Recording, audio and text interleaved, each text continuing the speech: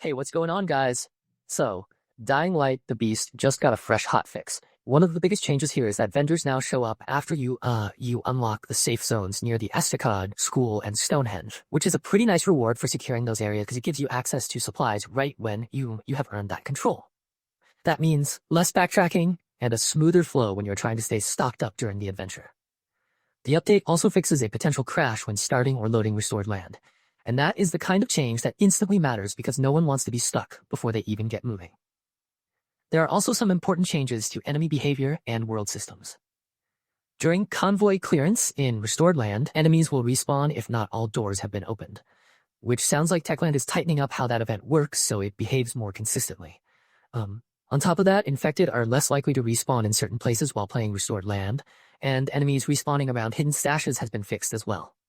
That should make encounters feel less random in the wrong way and help the world feel more predictable when you're trying to clear areas or loot safely.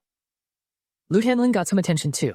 The distance before uncollected loot dropped by enemies disappears forever has been slightly increased, which is a subtle but very welcome adjustment because it gives you a little more breathing room before valuable items vanish.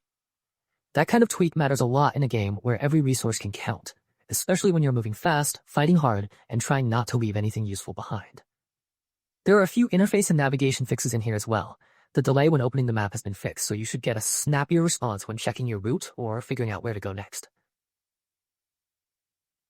The missing search prompt on dead bodies that fell into certain bushes has also been restored, which is one of those fixes that can save you from missing loot just because the prompt did not appear properly.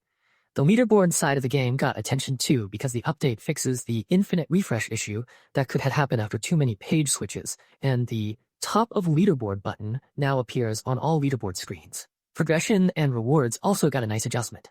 Additional food has been added to the Power Gambit quest, so that should help make the quest feel a bit more rewarding and less stingy when you're pushing through it. Another helpful change is that the weapon modding tutorial will now appear in the tutorials list after it has been unlocked, which makes it easier to find later instead of wondering where it went. On top of that, weapon levels from DLC bundles now scale with legendary levels, which is a big one for players who care about keeping their gear relevant as they advance. And of course, there are stability fixes that help the whole experience feel more solid. The update addresses enemies sometimes becoming unresponsive during encounters, fixes text overlap in some languages, and resolves multiple cases of enemies respawning where they should not. Put all of that together, and this hotfix looks like a practical cleanup pass aimed at making restored land, the UI, and the combat flow work the way players expect them to. It is not a flashy overhaul, but it is the kind of patch that makes a real difference once you start playing for a while, because fewer crashes, fewer weird enemy behaviors, and fewer UI hiccups always add up to a better run.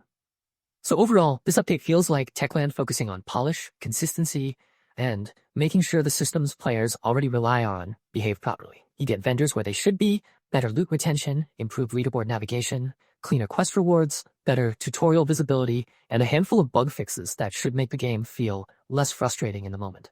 It is the type of patch that it may not look massive at first glance, but once you are actually in the game, these are the changes that can make everything feel smoother from one encounter to the next.